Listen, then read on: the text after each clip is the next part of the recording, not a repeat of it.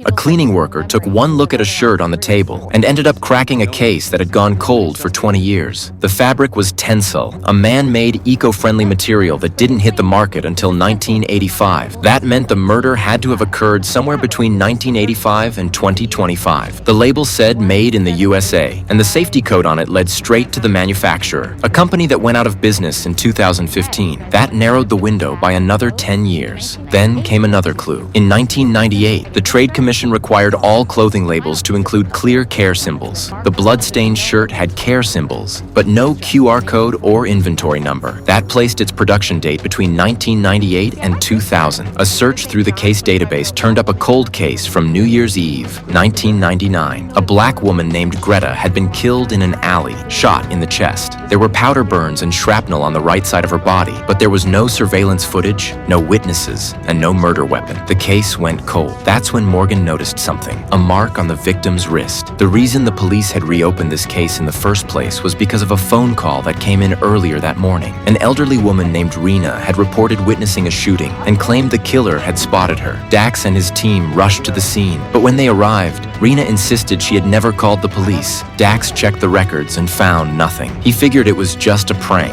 but Morgan noticed something odd in Rena's kitchen. The wall behind the stove was covered in adhesive residue, and the pots and pans were cheap. Clearly, kitchen accidents happened often here. Morgan had questions, but Rena asked them to leave, so they did. A few hours later, Rena was found dead at the bottom of her stairs. It looked like she had tripped and fallen, just a tragic accident. But Morgan said it was murder. When people fall, they instinctively reach for the railing. Rena was wearing a ring, yet there were no scratches or scuff marks on it. On top of that, there was a smudge on her back that looked like a handprint. In the basement, they found an old cell phone with no SIM card. On it was a single call log. A report to the police made that very morning. Then Morgan spotted 3 boxes of brand new pots and pans stacked in the corner. It all clicked into place. No, she needed them as backups because she kept burning hers.